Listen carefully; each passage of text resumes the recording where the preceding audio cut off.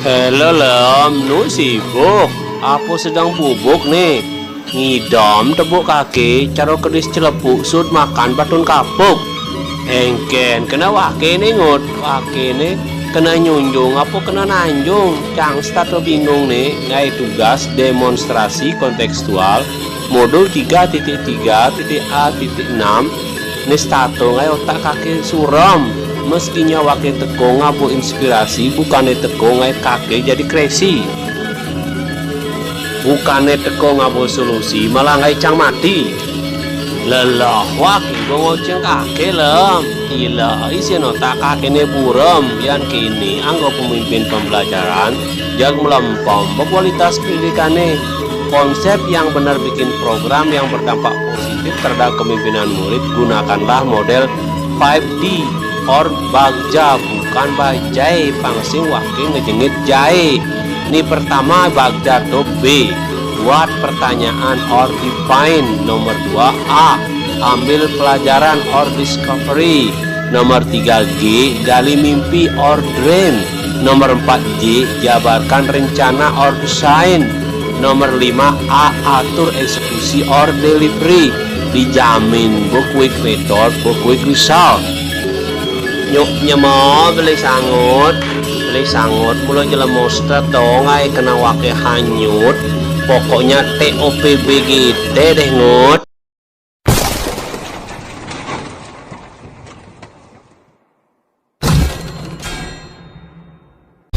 Om Swastiastu. Assalamualaikum warahmatullahi wabarakatuh. Salam nama budaya, puji Tuhan, haleluya, Buddha Maha Pengasih. Oke teman-teman CGP Angkatan 6 yang hebat dan luar biasa, izinkan kali ini saya mempresentasikan materi modul 3.3.A.6 demonstrasi kontekstual. Oke.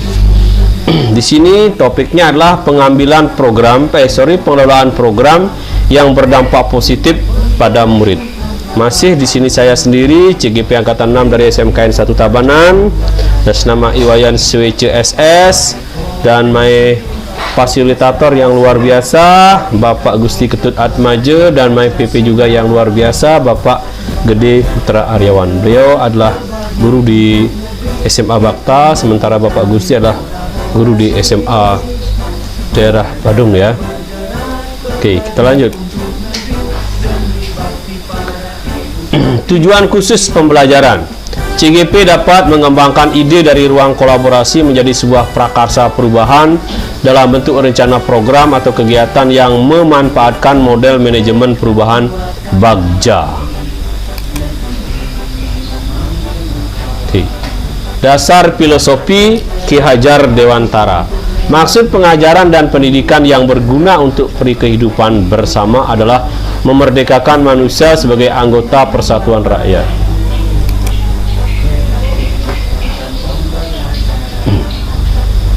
Poin atau komponen pelajar Pancasila yang dikembangkan. Yang pertama ada mandiri, menumbuh kembangkan kepemimpinan murid yang mendorong murid untuk mengambil kontrol dan bertanggung jawab atas kegiatan yang mereka pilih. Bernalar kritis, menumbuhkan kepemimpinan murid akan mendorong murid mengembangkan cara berpikir yang sistematis, terbuka, dan kritis. Kreatif, itu menumbuh kembangkan kreativitas murid sehingga murid mampu memodifikasi dan menghasilkan sesuatu yang original, bermakna, dan berdampak. Karakteristik lingkungan pendukung. Lingkungan yang melatih keterampilan yang dibutuhkan murid dalam proses pencapaian tujuan akademik dan non-akademik. Berikutnya, lingkungan yang menempatkan murid sedemikian rupa sehingga terlibat aktif dalam proses belajarnya sendiri. Prakarsa perubahan. Menumbuhkan keterampilan murid untuk mencapai tujuan akademik dan non-akademiknya sehingga terlibat aktif dalam proses pembelajaran sendiri melalui program pembelajaran hybrid learning.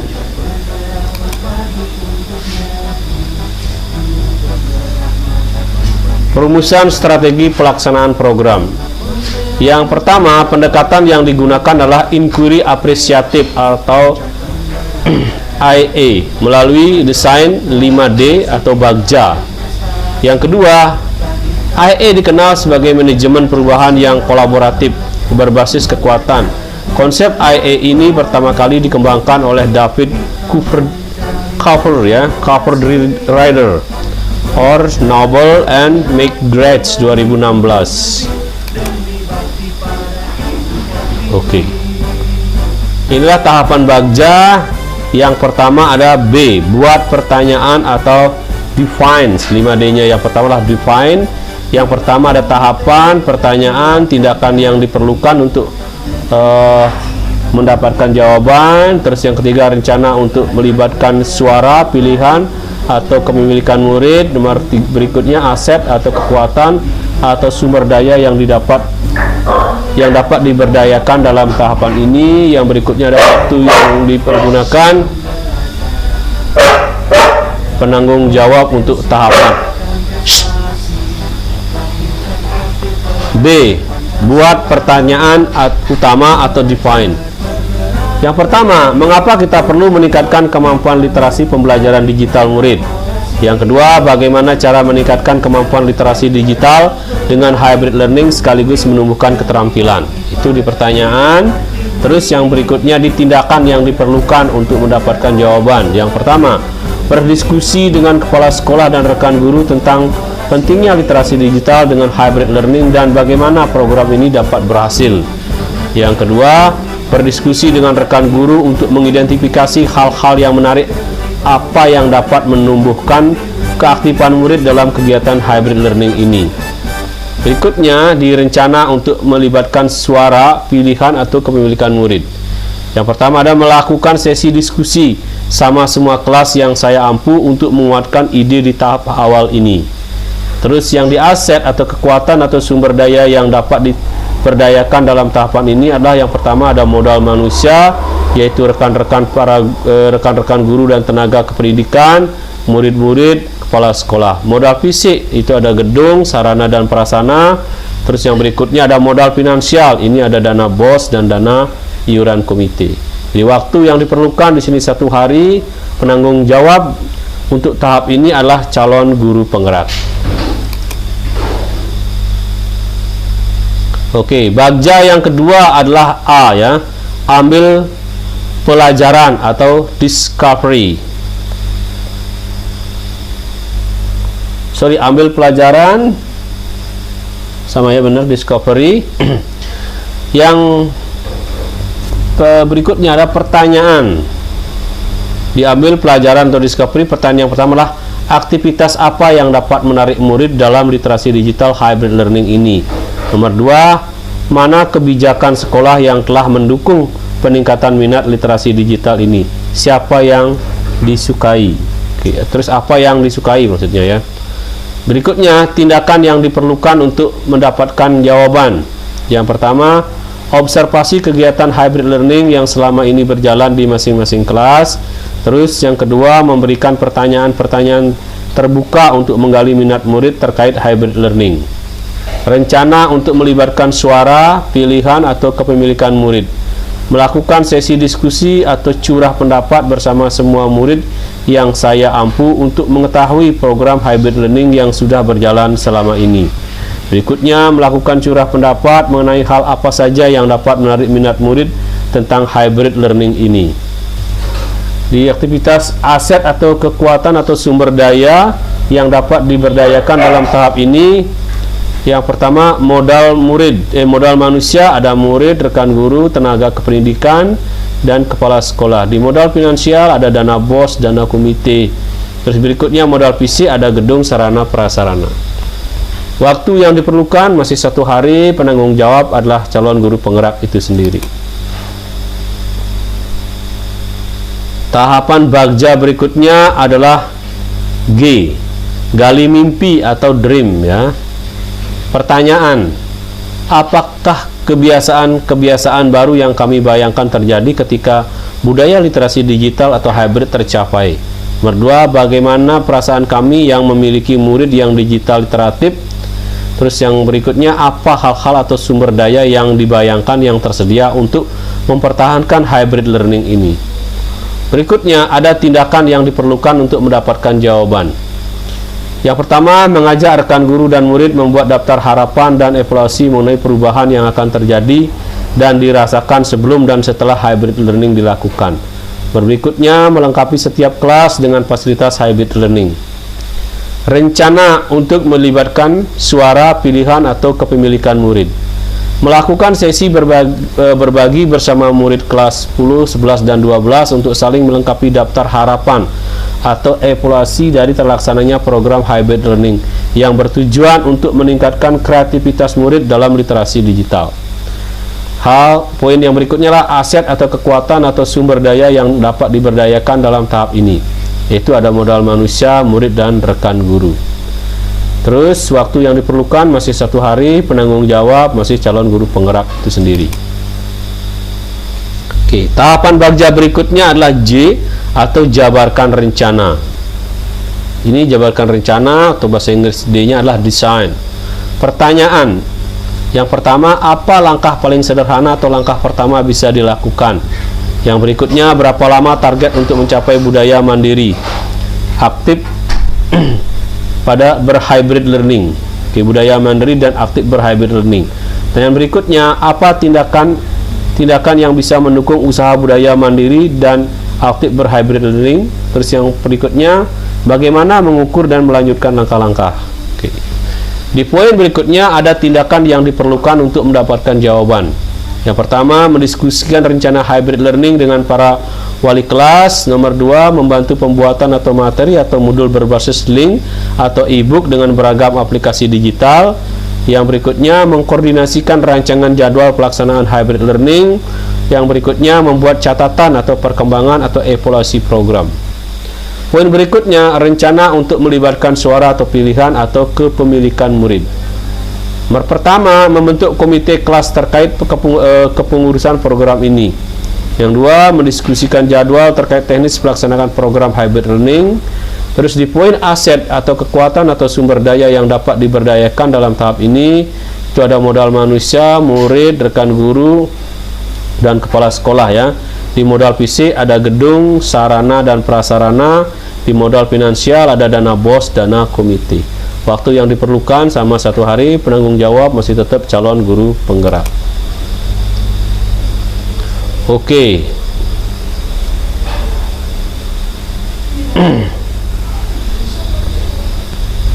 Di bagja yang terakhir ada A, atur eksekusi atau delivery. Pertanyaan, siapa saja yang akan saya libatkan dalam mewujudkan rencana ini? Yang kedua, apa saja peran yang dibutuhkan dan siapa yang mengisi peran tersebut? Yang berikutnya, siapa yang bertanggung jawab memonitor agar program hybrid learning tetap aman dan berkelanjutan? Berikutnya, kapan program hybrid learning ini dimulai pelaksanaannya? Di poin tindakan yang diperlukan untuk mendapatkan jawaban, yang pertama, menyusun tim pemantau, kepala sekolah, guru kelas, dan komite kelas. Yang kedua, membuat SK tugas tim pemantau dan tim pelaksana. Yang berikutnya, mengajak orang tua murid untuk selalu ikut memantau perkembangan hybrid learning. Terus yang berikutnya, menyusun jadwal pelaksanaan dalam 1 semester ini. Poin berikutnya, rencana untuk melibatkan suara, pilihan, atau kepemilikan murid. Yang pertama, mengkoordinasikan pembagian tugas dalam kepengurusan komite kelas. Berikut ada ketua sebagai controlling target persiapan penggunaan ruang hybrid. Terus di sekretaris sebagai pencatat keperluan piranti dan penanggung jawab karya sebagai pengatur prosedural hybrid learning. Di poin aset, kekuatan atau sumber daya yang dapat diberdayakan dalam tahap ini ada modal manusia, murid, rekan guru. Terus di modal fisik ada gedung, ada sarana prasarana. Terus di modal finansial ada dana BOS, dana komite. Ini dibaca sarana karena pakai Bali Simbar ya. Jadi kalau diketik sarana di enter keluarnya Oraya jadinya ya. Oke, waktu yang diperlukan masih 1 hari. Penanggung jawab adalah calon guru penggerak itu sendiri. Oke, pengertian hybrid learning. Hybrid learning adalah gabungan atau kombinasi antara 2 jenis pembelajaran, yaitu pembelajaran tatap muka dan online yang memanfaatkan teknologi sebagai pendukung utamanya. Metode pembelajaran hybrid learning memiliki kelebihan dan kekurangan. Kelebihan tersebut diantaranya membuka kesempatan bersosialisasi. Penerapan model pembelajaran hybrid atau blended dapat memberikan beberapa manfaat. Manfaat utamanya adalah menghemat waktu proses pembelajaran di kelas dan meningkatkan aktivitas belajar siswa. Oke, yang berikutnya latar belakang hybrid learning. Di tengah-tengah usaha peningkatan kualitas pembelajaran, proses belajar mengajar, perkembangan teknologi informasi dan komunikasi selanjutnya yang disingkat dengan TIK perlu mendapat perhatian khusus dari kalangan pendidik, khususnya kalangan pendidik menengah. Saat ini dengan segala kemampuan yang dimilikinya, TIK banyak menawarkan hal-hal baru bagi dunia pendidikan. Hal-hal yang tidak terpikirkan sebelumnya. Pemanfaatan TIK dalam pendidikan yang secara umum disebut sebagai e-learning atau electronic learning diyakini dapat meningkatkan kualitas pembelajaran. Di sisi lain, perkembangan teknologi tersebut juga memperlihatkan hal menarik. Kemungkinan terjadinya kebosanan murid dalam menerima materi dari guru menjadi suatu alasan yang membuat proses pembelajaran berbasis e-learning dibuat. Peningkatan kualitas pembelajaran dapat membantu murid menjadi lebih aktif dan dapat meningkatkan kualitas seorang murid. Nah, itulah tadi latar belakang kenapa hybrid learning dilakukan. Yang berikutnya, kebermanfaatan dari program hybrid learning.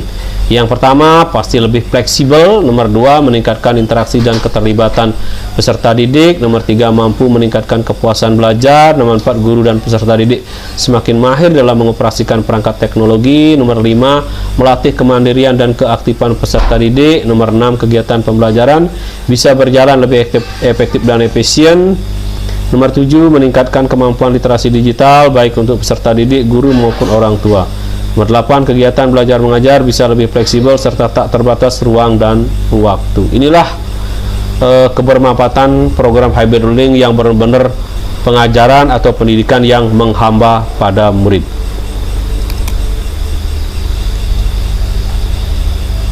Oke, gambaran umum tentang program hybrid learning. Pembelajaran hybrid learning system. Melalui hybrid learning system diharapkan pembelajaran dapat terus berjalan secara efektif dengan 3 model yang diterapkan, yaitu melalui pembelajaran tatap muka, berbasis online, dan juga berbasis pada komputer. Dalam aksi nyatanya, guru akan bisa mengajar dalam satu kali mengajar secara bersamaan untuk beberapa kelas yang paralel. Artinya, di hari Senin ada seorang guru bahasa Inggris mengajar kelas 1 sebanyak 6 kelas. Jadi kalau dari jam ke-1 sampai jam ke-10 tentunya guru ini akan mengalami kecapean yang luar biasa. Dengan hybrid learning, dia bisa sekali mengajar untuk beberapa kelas. Inilah bagusnya hybrid learning. Jadi benar-benar efektif dan efisien. Itulah gambaran umumnya ya. Oke, teman-teman CGP Angkatan 6 yang hebat dan luar biasa, itulah sekilas pemaparan saya tentang hybrid learning. Terima kasih atas perhatiannya.